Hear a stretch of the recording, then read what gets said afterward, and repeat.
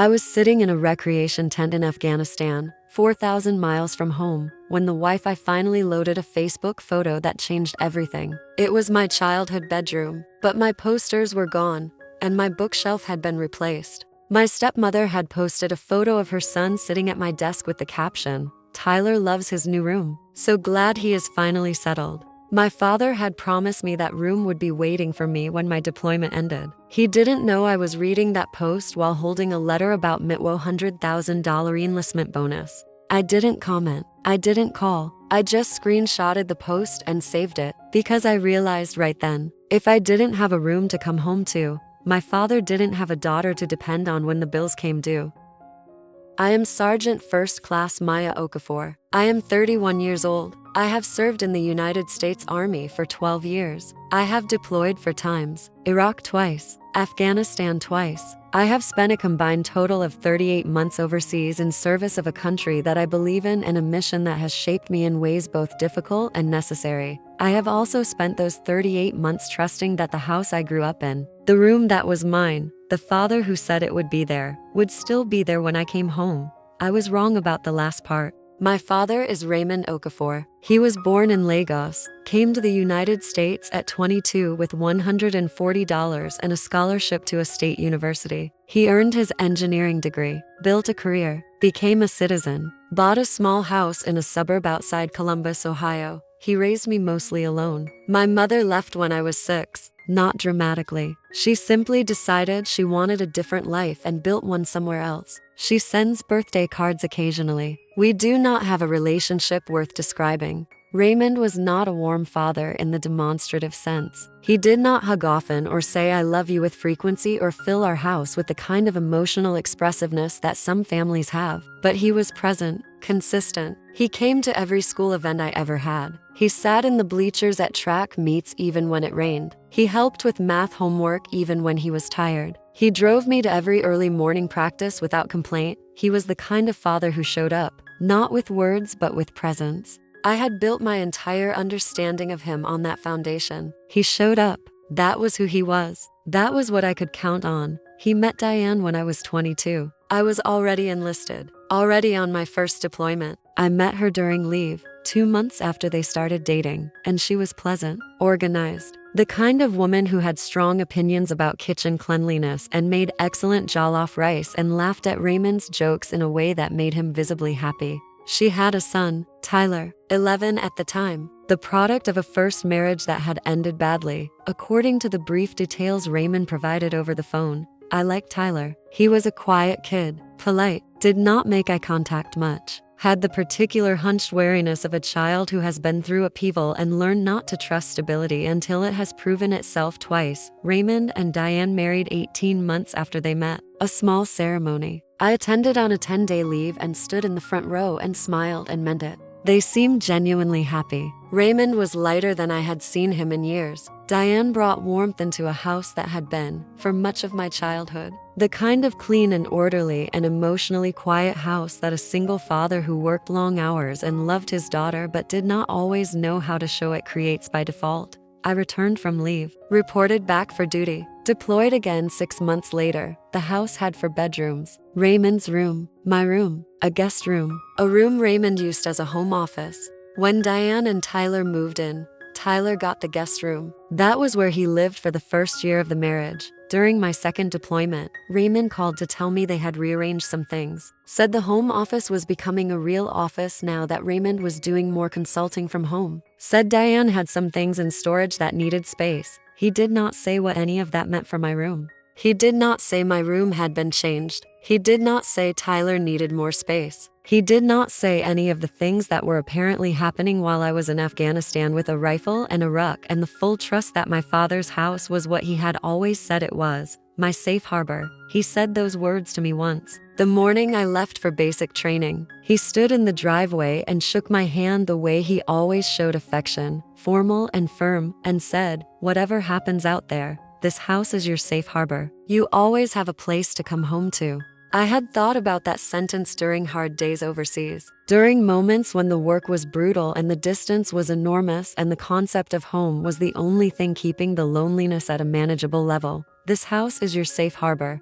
I looked at the photo of Tyler in my room with his blue plaid curtains and his settled, thriving smile, and I understood that the harbor had been reassigned. I did not call Raymond that night, did not send a message, did not reach out to Diane or ask anyone anything. I sat with the information for 2 weeks, let it settle, let myself understand it clearly without the distortion that immediate emotion creates. What I understood by the end of those 2 weeks was this: my father had given my room to his stepson without telling me, had allowed Diane to post about it publicly on social media, visible to mutual friends and family and anyone who cared to look, had not called to explain or warn or ask how I felt, had simply let me find out through a Facebook photo, 40 to 100 miles away, in a recreation tent at 11 at night, and had been planning this long enough that Tyler was already settled and thriving. This was not an accident. This was a decision, a quiet, deliberate decision made by a man who had decided that his stepson's comfort in the present was more important than his daughter's trust in the promise he had made.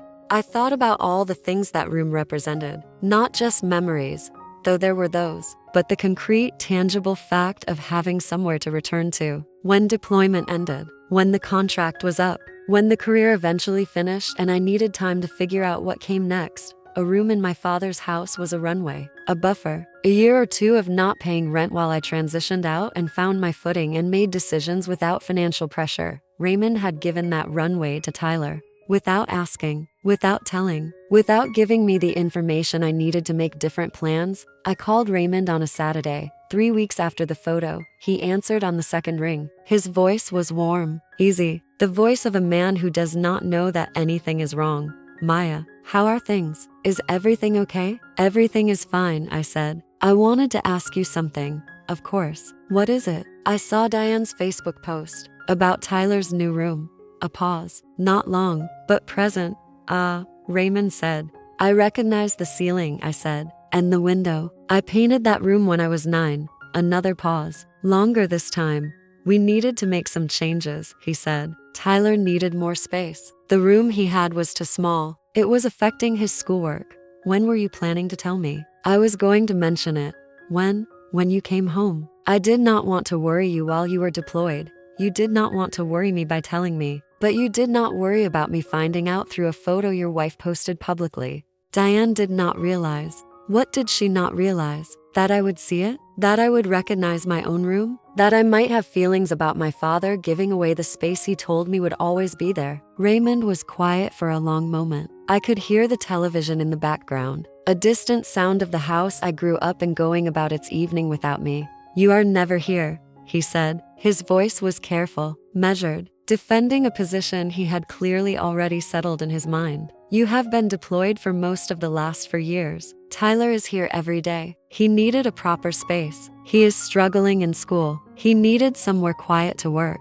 I understand that Tyler needs support," I said. "I do not have a problem with Tyler. I have a problem with the fact that you made a decision that affects me directly and did not tell me. That you promised me something and then quietly took it back without a conversation. That I found out from a Facebook post. It is just a room, Maya." I stopped. Let that sentence sit in the air between us. Just a room. Said by a man who had stood in a driveway 12 years ago and told me that room was a safe harbor. Who had asked me to trust that no matter how far I went or how long I was gone, there was a place that would always be mine. Just a room. "All right," I said. "I am sorry you found out that way," Raymond said. "I should have called. I handled it poorly." "Yes, you did.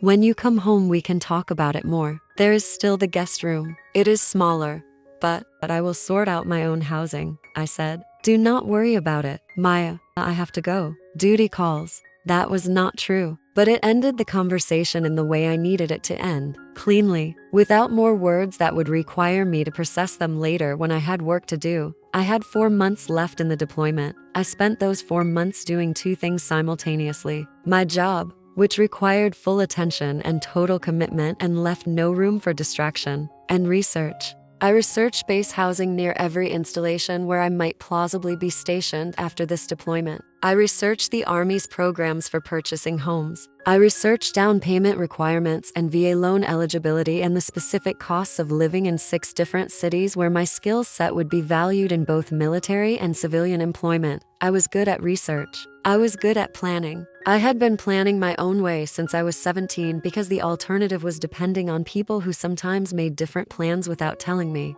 I was done depending on my father's house. By the time I landed back in the United States, I had a plan, a real one, documented, researched, financially mapped to my current savings and my projected income for the next 3 years. I requested assignment to Fort Campbell, Kentucky. Got it. Reported for duty in November. In February, I hired a real estate agent, told her my budget and my requirements and what I was looking for. In April, I made an offer on a house. 3 bedrooms, a yard with a maple tree that would be spectacular in the fall, a kitchen with enough counter space to actually cook, a neighborhood that was quiet but not isolated. The offer was accepted. I closed on it in May. The day I got the keys, I stood in the empty living room for a long time, looked at the walls, at the windows, at the space that was now unambiguously mine. My name on the deed, my money, my choice.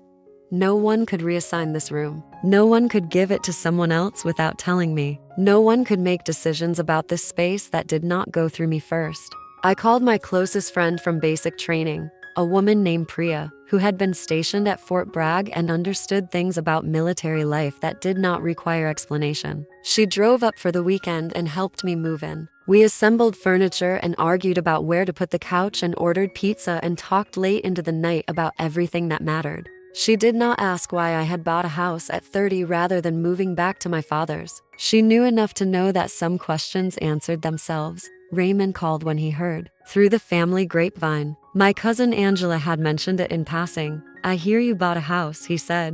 Yes, in Kentucky. Yes, you did not mention you were thinking about it.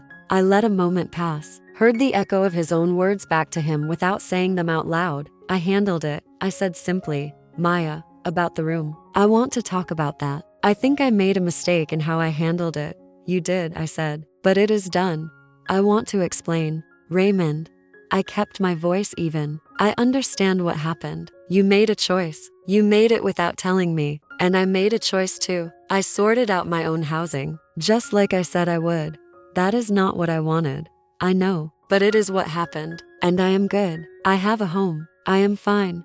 He was quiet for a moment. Are we fine? I thought about that question, about what fine meant between a father and a daughter who had been separated by distance and silence and a Facebook photo of blue plaid curtains on a Tuesday night in Afghanistan. We are working on it, I said. That was honest. Not closed, not open, just true. We spoke every few weeks after that. The conversations were careful. Raymond asked about the house, about work, about whether I needed anything. I answered the questions, asked my own, kept things at the level of genuine, but measured. The level I had decided was appropriate for a relationship that had been tested and had not fully passed and needed time to prove itself again. Diane posted less on Facebook after that, whether because Raymond had said something or because she had figured out on her own that the Tyler's new room post had consequences. I did not know and did not ask. Tyler was 16 now, doing better in school apparently. Raymond mentioned it in a phone call, said the room had helped, said Tyler was starting to find his footing. I was glad for Tyler. I meant that. He was a kid who had needed something and had received it. That was not his fault and not something I held against him. I held against Raymond the choice to give it without a conversation. The choice to let a Facebook post be my notification. The choice to describe my childhood home as my safe harbor and then quietly reassign it without a word. But holding things against people is heavy. And I had carried enough weight in my life to know the value of setting things down when the time was right. I was not there yet, but I was working on it. The house in Kentucky had a room I had set up as a reading room, bookshelves onto walls, a good chair by the window, afternoon light that came in at an angle that made reading feel like something worth doing. Slowly, I had put the same off-white paint on the ceiling that my father had used in my childhood room. Not as a memorial, not as a statement, just because it was a color I had always found calming. The exact shade of a ceiling I had stared at during thunderstorms and early mornings and the 1,000 quiet moments of a childhood that had been, on balance, good enough. The room was mine. The house was mine. The decisions about both belonged entirely to me. That was what I had learned. Not bitterness. Not the cold satisfaction of proving something to someone. Just the clear, settled knowledge that the only safe harbor that could not be reassigned without my permission was the one I had built myself. I was 31 years old. I had 12 years of service and 4 deployments and a house with a maple tree and a reading room with off-white ceilings. I had built my own harbor, and nobody was going to give it away while I was not looking.